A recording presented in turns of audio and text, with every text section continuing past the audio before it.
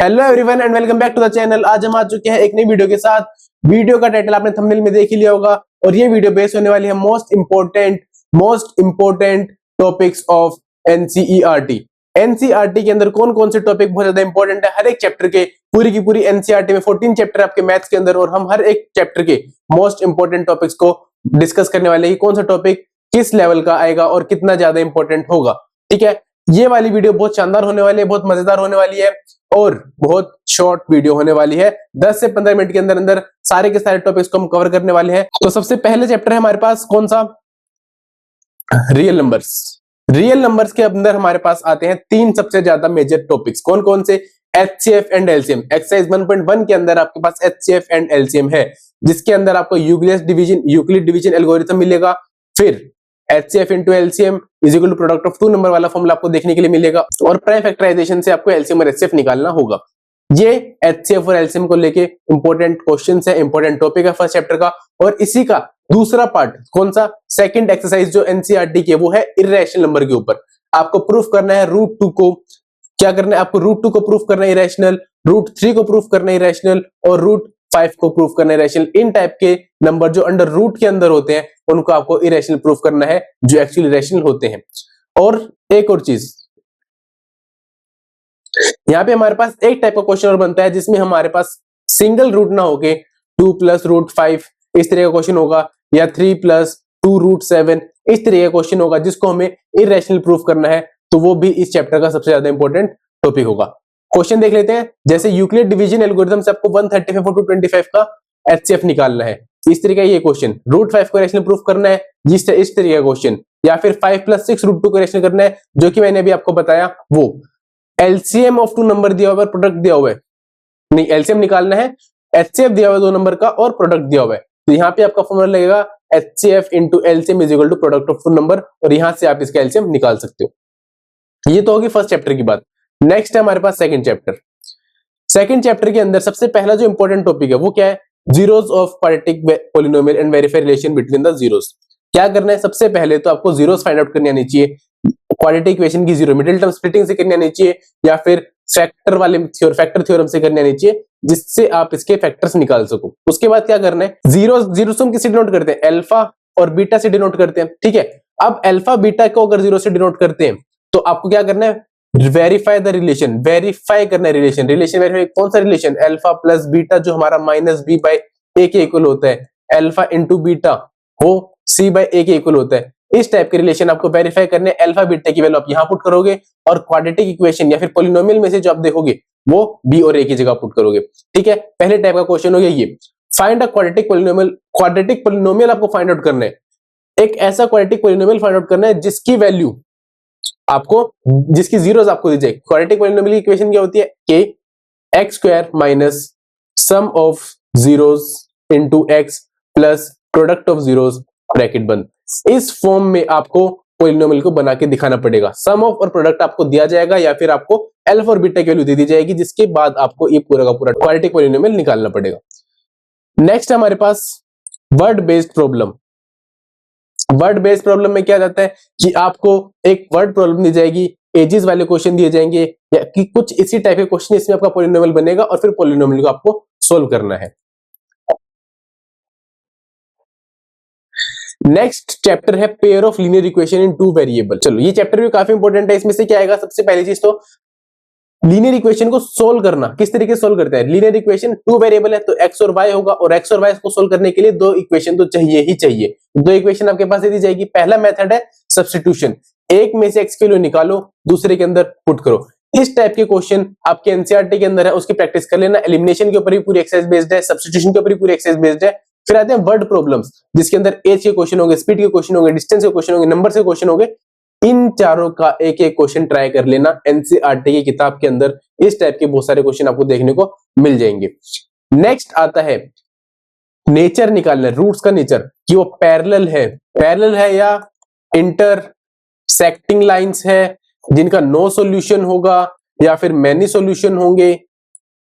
इस टाइप से आपको रूट देखने पड़ेंगे। और ये मेथड कौन सा है?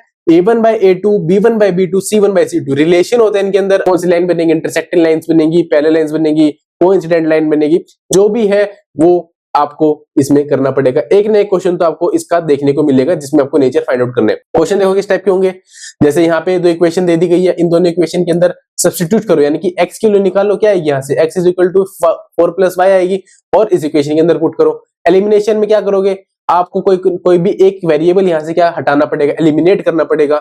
नेचर निकालना है, किस टाइप का सोल्यूशन होगा, नो सोल्यूशन होगा, मैनी सोल्यूशन होंगे, या फिर वन सोल्यूशन होगा, यूनिक सोल्यूशन होगा। तो वो आप यहां से करोगे a1 by a2, b1 by b2, c1 by c2 के फॉर्मूले से, या फिर उस तरीके से। The sum of two numbers, sum दिया हुआ है। अब यहाँ पे एज और नंबर वाले क्वेश्चन आ गए, तो यहाँ पे कैसे करना है, पहले तो आपको इनकी इक्वेशन बनानी है, दो इक्वेशन बनेगी, फिर दोनों को आपको सोल्व करके वैल्यू निकालनी है। समझ आ गया? चलिए नेक्स्ट हम आते हैं क्वाड्रेटिक इक्वेशन पे।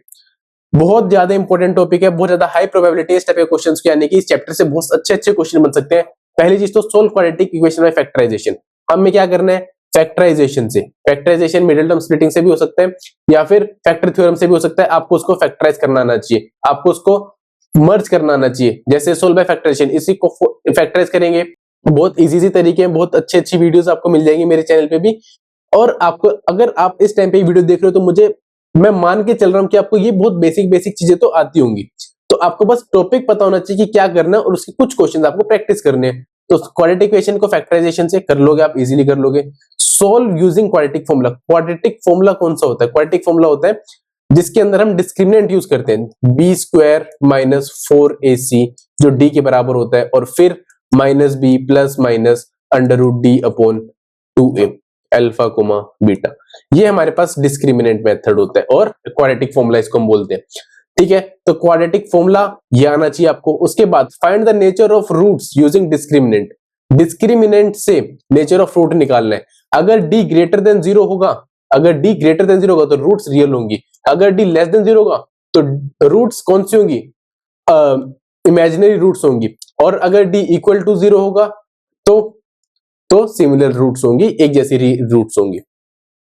और फिर वर्ड प्रॉब्लम में क्वेश्चन हो सकते हैं, इसमें आपको कोई प्रॉब्लम दे दी जाएगी, उसमें आपको क्या करना है, find two consecutive positive integer. देखो जैसे दो कॉन्सेक्यूटिव पॉजिटिव इंटीजर है, एक हो गया x और एक हो गया x+1, इन दोनों का प्रोडक्ट बोला है, तो किसके बराबर है, 306। जब इसको सोल्व करोगे तो क्वाड्रेटिक इक्वेशन बनेगी, और उस क्वाड्रेटिक इक्वेशन को फैक्टराइज करके सोल्व कर सकते हो। समझ आया?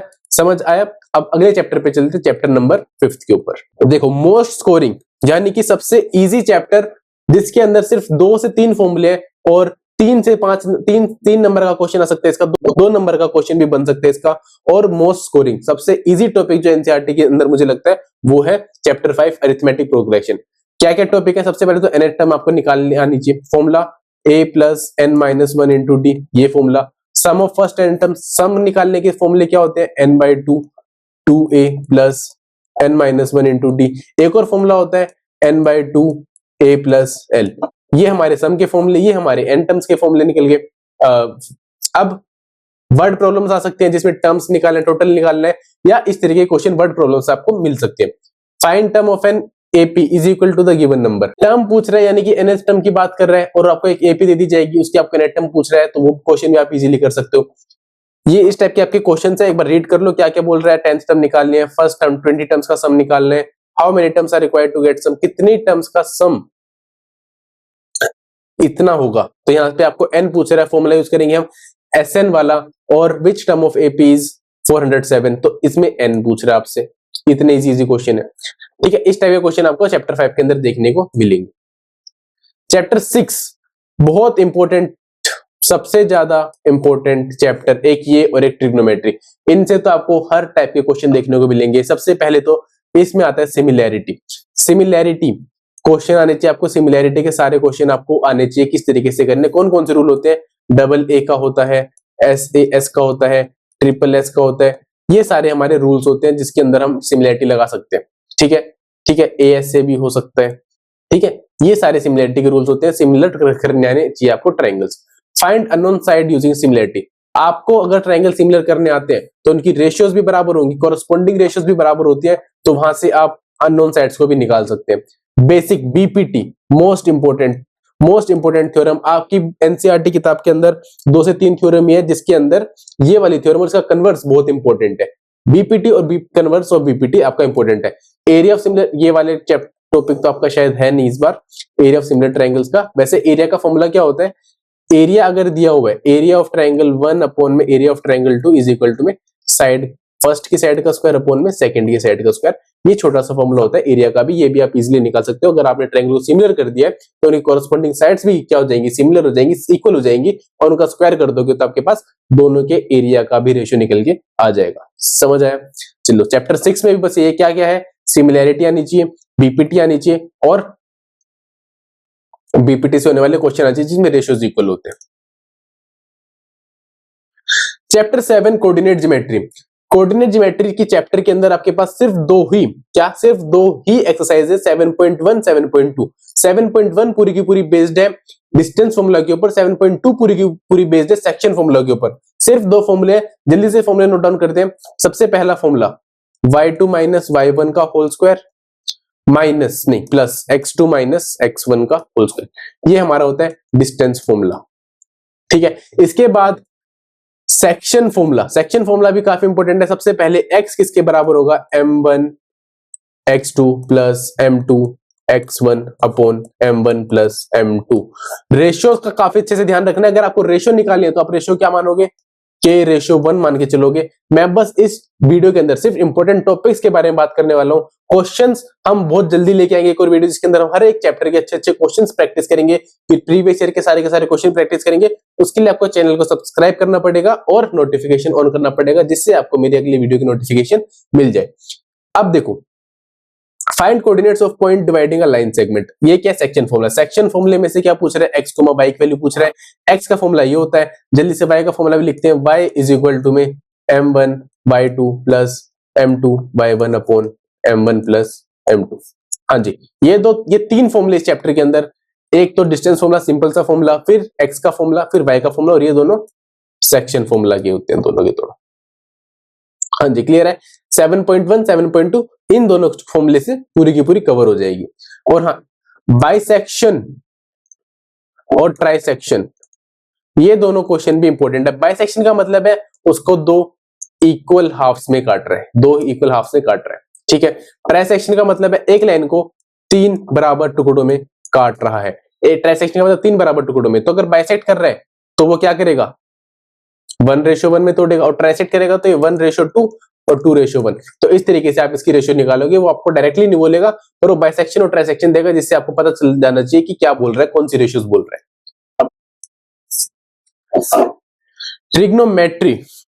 ट्रिग्नोमेट्री की 8.1 एक्सरसाइज आपकी पूरी की पूरी बेस्ड है sin theta p/h cos theta b/h tan theta, इन सब के ऊपर आपकी बेस्ड है। ट्रिग्नोमेट्रिक रेशियोज के ऊपर आपकी पूरी की पूरी बेस्ड है, p/h b/h और p/b।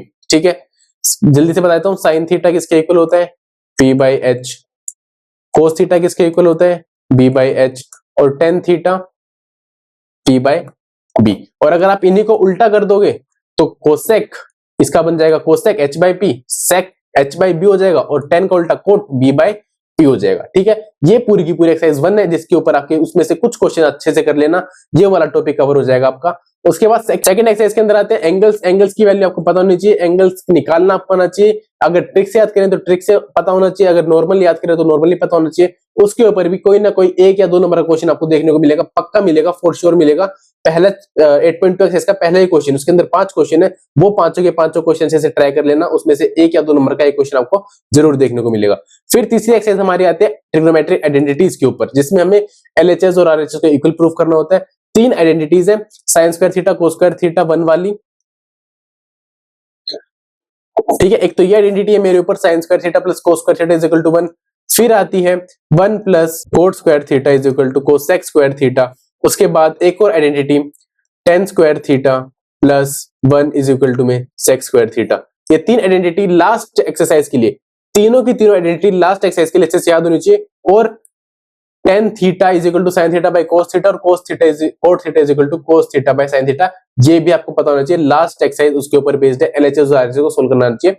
उसके अंदर फिफ्थ क्वेश्चन बहुत इंपॉर्टेंट होने वाला है, थर्ड क्वेश्चन बहुत इंपॉर्टेंट होने वाला है, और सेवेंथ और एट्थ क्वेश्चन भी इंपॉर्टेंट होने वाला है। ये 4-5 क्वेश्चन जो मैंने बोले इंपॉर्टेंट है, इनको दो जरूर करके जाना।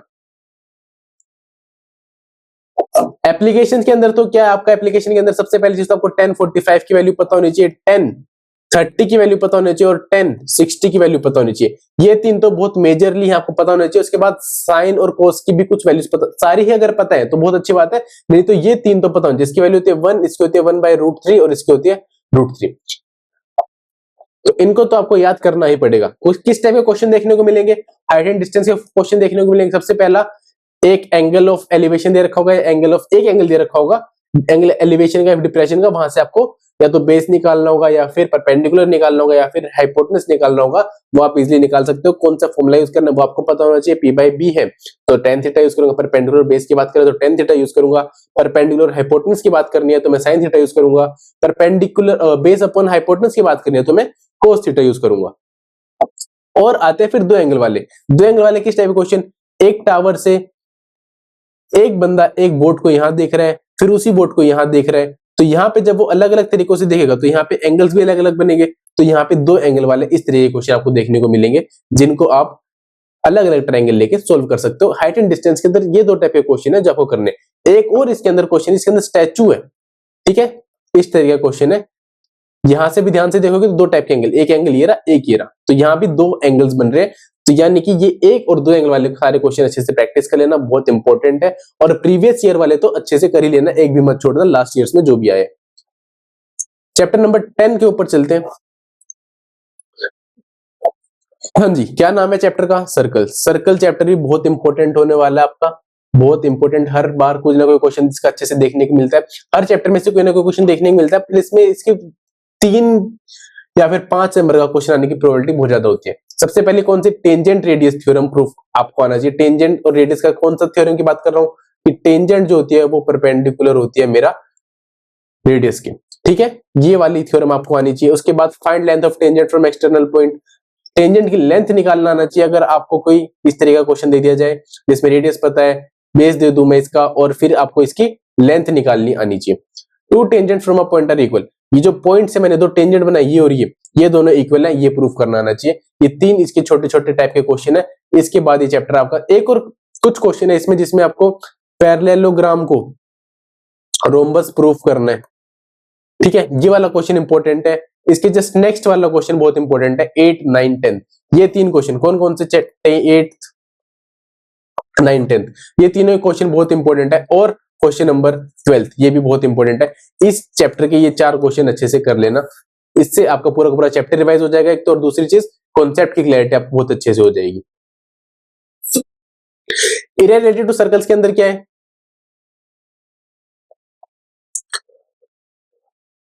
देखो, एरिया ऑफ, इसके अंदर आपको दो मेन चीज है। सबसे पहले तो एरिया ऑफ सेक्टर आना चाहिए और एरिया ऑफ सेगमेंट आना चाहिए। सेक्टर और सेगमेंट होता है क्या, एक बार बता देता हूं आपको। ये होता है मेरे पास सेक्टर, ठीक है, ये मेरे पास होता है सेक्टर। अगर मैं एक और सर्कल बनाऊं और फिर इसके अंदर मार्क करूं तो एक कोड होती है, और ये होती है मेरे पास सेगमेंट। तो आपको ये दोनों सेक्टर और सेगमेंट, ये दोनों का एरिया निकालना आना चाहिए। फॉर्मूला बहुत बेसिक है। फॉर्मूला क्या है? Theta by 360 pi R square, ये तो हो गया एरिया। और अगर लेंथ ऑफ आर्क पूछे, लेंथ ऑफ आर्क पूछे यानी कि इतना सा पूछे बस, तो क्या होगा? थीटा बाय 360 2 पाई आर, ठीक है। ये दोनों फॉर्मूले सेक्टर के हो गए। अब अगर मुझे ये निकालना है तो सेक्टर में से मैं एरिया माइनस कर दूंगा ऑफ ट्रायंगल का, तो मेरे पास सेगमेंट भी निकल जाएगी। क्लियर है? और कॉम्बिनेशन ऑफ फिगर, जैसे इसमें एक घोड़े वाला क्वेश्चन है जिसमें एक घोड़े को बांधा हुआ है, वो इतना एरिया ग्रेस कर सकता है, तो आपको बताने की वो कितना एरिया ग्रेस करेगा अगर उसकी रेडियस इतनी मीटर है, ठीक है। तो ये वाला क्वेश्चन काफी इंपॉर्टेंट है, घोड़े वाला जिसमें घास चल रहा है। और एक इसमें टेबल वाला क्वेश्चन है जिसमें टेबल के ऊपर यहाँ पे डिजाइन बना हुआ है चारों तरफ, और वो वाला क्वेश्चन। ये दोनों क्वेश्चन बहुत इंपॉर्टेंट है, और इस टाइप के क्वेश्चन और भी देखने को मिल सकते हैं, पर ये दोनों क्वेश्चन तो जरूर करके जानने आपको। Surface area and volume, chapter 12 surface and volume में 4 फिगर्स है मेरे पास, सिलेंडर, कोन, स्फीयर, हेमिस्फीयर। इन चारों के सरफेस एरिया टोटल और लेटरल दोनों या फिर कर्व और वॉल्यूम अच्छे से याद होने चाहिए, तीनों की तीनों फॉर्मूले और चारों फिगर्स के, ठीक है। इसके बाद फाइंड वॉल्यूम, अगर मैं किसी के डायमेंशन को चेंज कराऊं, डायमेंशन को चेंज कराऊं, या मतलब कि किसी सिलेंडर को मैंने कोन बना दिया, तो मुझे क्या निकालना है? या तो इसकी रेडियस निकालनी होगी, या इसकी हाइट निकालनी होगी, या फिर इसकी हाइट निकालनी होगी। और ये करूंगा मैं किसी ये वॉल्यूम की हेल्प से करूंगा, क्योंकि अगर मैंने किसी को शेप करा है तो उसकी वॉल्यूम क्या होगी आपस में बराबर होगी। देखो वर्ड प्रॉब्लम्स, मेल्टिंग और रिकास्टिंग है, इसी की बात मैं भी कर रहा था। ठीक है, क्या क्या इंपॉर्टेंट है, फॉर्मूले सब क्या होने चाहिए और एक के ऊपर एक कंबाइन कर देते हैं हम सॉलिड्स को, तो उस टाइप के क्वेश्चंस आपने प्रैक्टिस करने इसके अच्छे से। स्टैटिस्टिक के अंदर तो क्या बताऊं मैं, कुछ खास इसमें है नहीं। तीन आपके पास फॉर्मूले होते हैं मीन के, जिसमें स्टेप डेविएशन और अज्यूम्ड मीन मेथड बहुत ज्यादा इंपॉर्टेंट होने वाले हैं। ठीक है, स्टेप डेविएशन और अज्यूम्ड मीन मेथड 5 नंबर का एक क्वेश्चन आएगा, 5 नंबर का एक क्वेश्चन आएगा। इस चैप्टर को छोड़ना मत, बहुत इजी चैप्टर है। फ्रीक्वेंसीज निकालना सीखो, क्यूमुलेटिव फ्रीक्वेंसी निकालना सीखो, मेथड देखो, अज्यूम्ड मीन और स्टेप डेविएशन दोनों मेथड अच्छे से प्रैक्टिस करो, क्योंकि बहुत ज्यादा इजी स्कोरिंग चैप्टर है ये स्टैटिस्टिक। और 5 नंबर का क्वेश्चन आप आराम से ऐसे आएगा, 5 नंबर ऐसे आएंगे, 5 नंबर आप अगर आपने ये चैप्टर अच्छे से करा होगा। फिर मीडियन एंड मोड के सिंपल सिंपल दो फॉर्मूले हैं, सीएफ वाला और नॉर्मल मोड का फॉर्मूला है, lower limit F1 F0 F1 F2 वाला।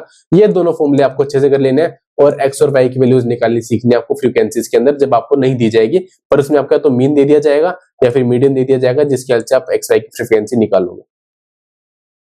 लास्ट चैप्टर नंबर 14 है, ये 15 किसने लिखा हुआ है, चैप्टर नंबर 14 प्रोबेबिलिटी।